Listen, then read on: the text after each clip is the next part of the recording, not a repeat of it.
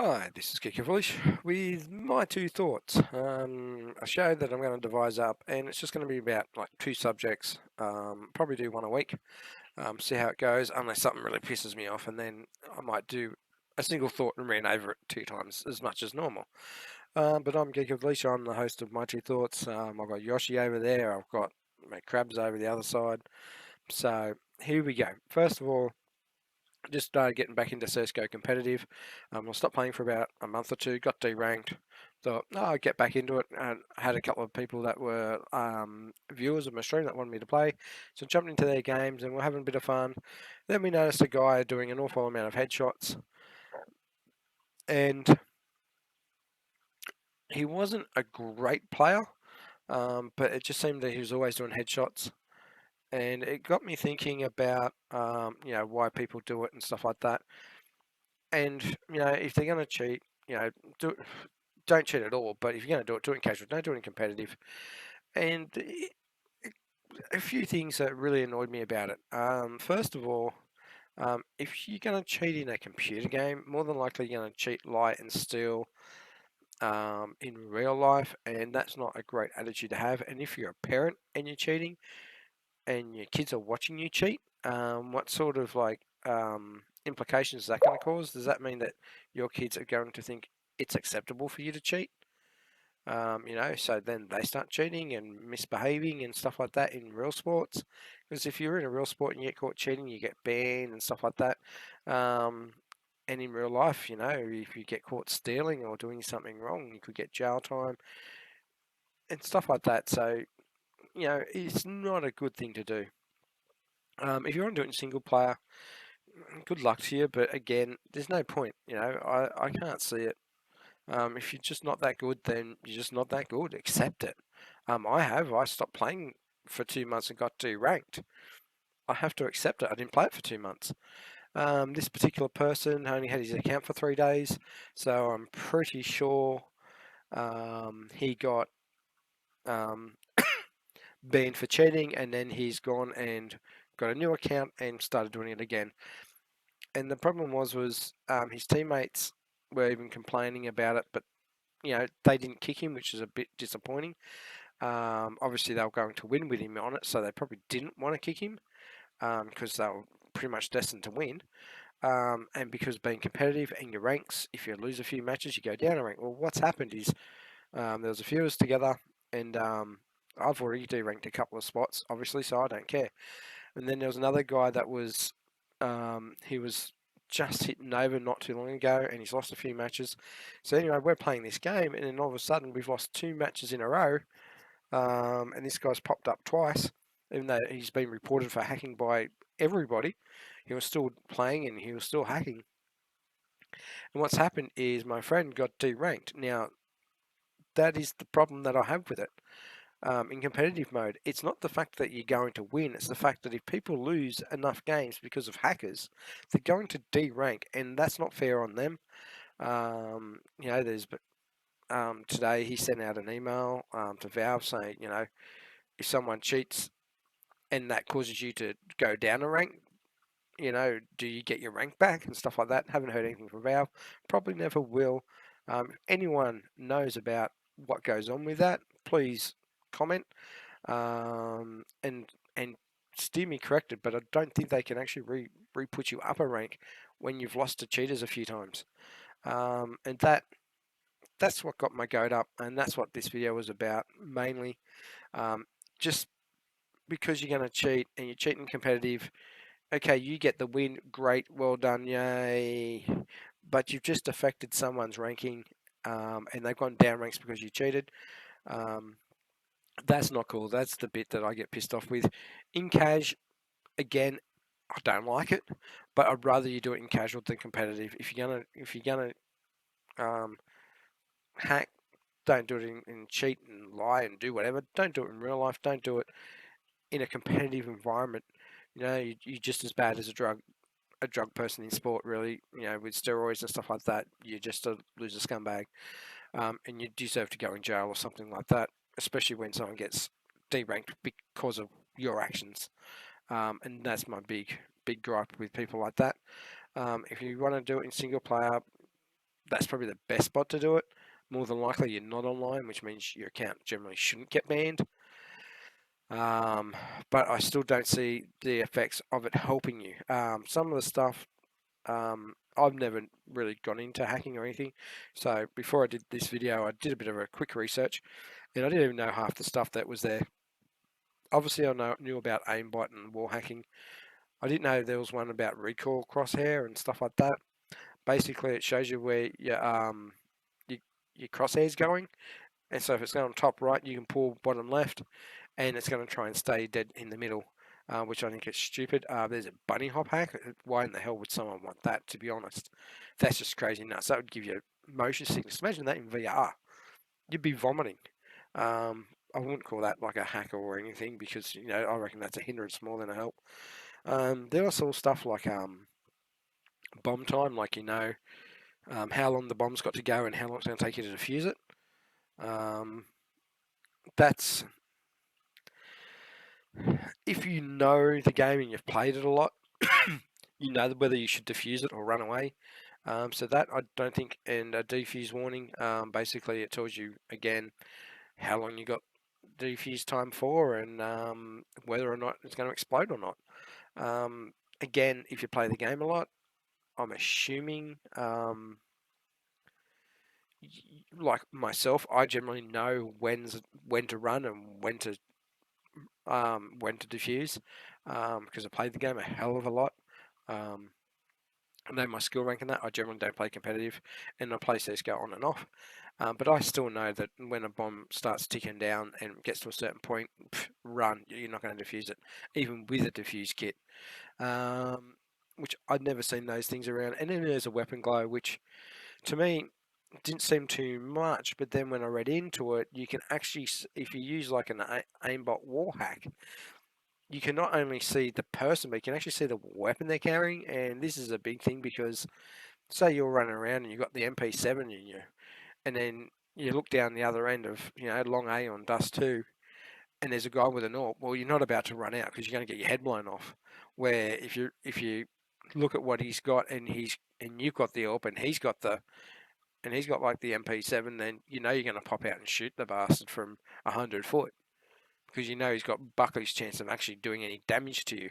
Unless, obviously, you've probably got aimbot, and then you're fine.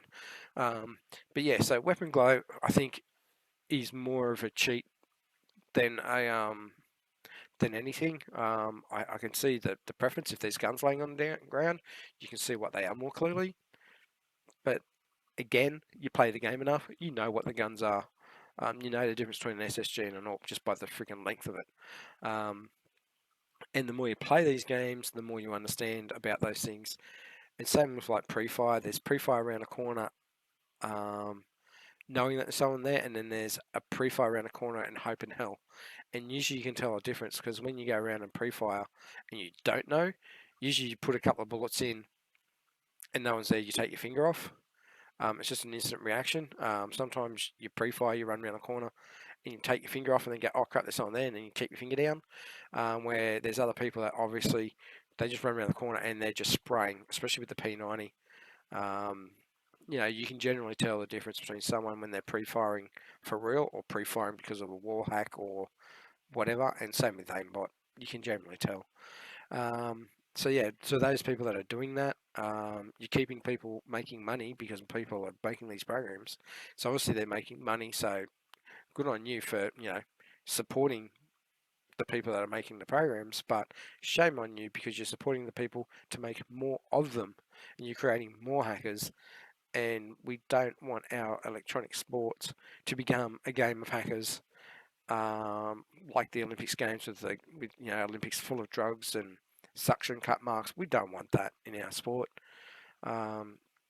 Yes, I'm calling it a sport. Anyone that knows me really well knows that I am a big sport nut. I do like to be outside. I've got a cold at the moment. So, don't criticise me on, being a geek and not getting outside. I do. I get outside a lot more than what people think. It would help if I eat better. And it would help if I didn't have my kids a lot of the time as well. Okay, so that's that part. Second part, something a little bit lighter. is I've been on and off streaming lately, been very sporadic, and that's because I've been changing rooms. Been changing rooms for family reasons. Not going to go into it too much because it's family. Um, but basically, I've moved into a different room, which is in my main lounge dining area. So during the day, generally, I won't be streaming, especially if I've got my kids. But the advantage of that now is I've got more room to set up stuff. You'll see there's more things behind me. There is more coming. You'll see on this side, there's actually a hermit crab tab. You'll see like Yoshi right about here somewhere. That's actually a backpack Yoshi. I've never seen anyone before. Seen one, bought it. Didn't pay much money for it. Again, comment about the backpack if you've seen one or got one. And how much they cost, because I have no idea, because I picked it up at a garage sale for $5 Australian, so that's really cheap. Um, Other than that, thank you to all the people that have been following lately. I've had a big influx of followers, which means my content's getting better. I'm getting more confident with this, and I'm going to do more stuff like this, which is the My Two Thoughts, or where I'm up to and stuff like that. And anyone that watches this video, you'll see me more live on twitch.tv/Geekoffaleash on there, and I do giveaways at certain following levels, and I do random giveaways. It's usually for a CSGO skin or something like that. So I'll be doing that again. So you'll see that, and I've got to look into it, but I'm thinking about starting a Patreon account. Again, it's going to be a personal thing if you want to donate and help me out. The more you help me out, I'm going to give a little bit back. I'm not going to be one of these people that just take. I'm going to give. I've been working on my commentary in CSGO, and it's my style of commentary. It's not real commentary. It's more comedic type commentary. It's not. I don't know where everything on the map is. Like I only learned the other day where bedroom was. On Dust 2, I think, or Dust 1, I can't remember what it was, or Dust 2, whatever it was, there was a bedroom or something, someone called it, never heard of it, but anyway, so I call things how I see them, I give guys nicknames, so what I'm thinking of doing is people that donate to me, that play competitive CSGO, or even if they just play social, I'll allow them one match, and I'll do a commentary for them. I'll record their match, do the commentary for them, and I'll upload it to my YouTube channel so they can look. And also, I might, not that I'm the world's greatest CSGO player, but when you look from a different perspective to somebody else, you can give them little hints and tips, but also the fact that then they can watch it and go, oh, I did this, I probably should have done that, and stuff like that. So yeah, so that is a big thing. Last night, I can't do it. I haven't been recording to my hard drive. I don't have the setup yet to do it. I don't have a big enough setup to record locally as well as stream. I'm working on that right now, so and I can do some editing. Right now, I'm doing everything non-edited. Everything's just the way it is, which I still want to do, but I want to be able to record stuff to take out like epic or fail clips each week and stuff like that. Last night I had a couple of epic moments and a couple of probably fail moments, but not quite fail. They were like an epic but fail moment. One particular one was I was hiding behind some boxes. It was 5-on-1. I had the bomb, and the team actually ran past. All 5 members actually ran past me, never looked behind the boxes, and then I've got to plant the bomb. And the bomb was probably about 15 seconds away from exploding, and basically 5 just came streaming in on me, and yeah, I got killed. I took 1 or 2 out with me, and then I died, so it was kind of like an epic moment. Then it was like a fail moment because they still got to defuse, but it was very funny. That's in one of my videos that's on Twitch right now that you can watch. I can keep my videos up for about 2 weeks before they come down. And then the other moment is my last video that was on Twitch at this time. So it would have been about the 12th of the 9th. It was like one of the last plays of the game. It was the last play of the game. We're up like 15-4 or 15-7 or something like that. And I knew where the bomb was. I was a CT and I had a Zeus. I pulled out my Zeus, and a couple of teammates going, please don't use the Zeus. Let's finish this. I'm like, no, using the Zeus. It was 1-on-1.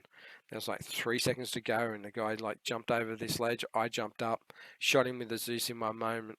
One thing got the kill at like 1 second to go or something like that. So were going to win probably anyway. But the fact that I did like a jumping Zeus kill while this guy was jumping made the moment epic. Even the other team wrote in comments saying how great it was. And I got more followers that way too. They became followers. They added me as friends on Steam, and then we had another match after that um, with a group of people from both teams, and that's what I like doing. So if you are a viewer and you are Australian and you're watching my stuff, hit me up on Steam, hit me up on Twitch, or hit me up on YouTube. Find out when I'm playing, and if you're playing CS:GO, let me know, and I'll join your team. Um, I don't mind. I'm not the greatest player. I'm silver 3 at the moment. I was silver elite, but I'm silver rank 3, and I love playing with other people. Also, on my some of the other stuff I'm doing is with Skype. I'm going to start doing some Skyping, some call-ins, and that with game you're playing and stuff like that. What games I should be playing, and then obviously there's the usual random giveaways and world stuff. And then there's going to be the odd building and stuff like that. Like, let me get there in a second. That thing right there is a Lego Vulcan. It's like 1,000 something pieces. I did a stream of that. That's actually in my YouTube channel. 7.5 hours, 1,000 something pieces. I actually streamed the whole thing. It's very tiring. I'll put it that way. But yeah, so if you ever want to watch that, by sure go and do it. Other than that, I have some Road to CSGO stuff. I've done some Stardew Valley stuff. So, um, and you'll see me playing Mad Max, and I'm doing some car simulator stuff as well, 2016. So let me know what you want in the comments. Like, favorite, subscribe. This is Geekoffaleash. You guys are great.